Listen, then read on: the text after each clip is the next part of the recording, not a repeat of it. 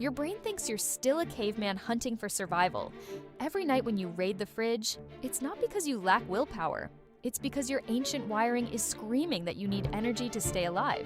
Here's what's really happening inside your head.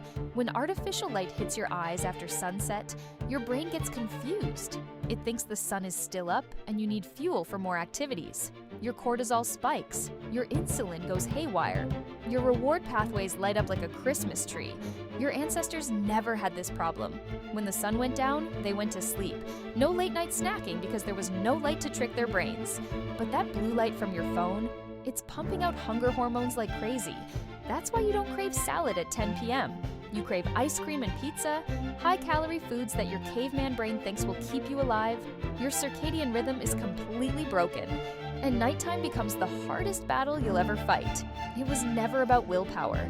It was always about biology.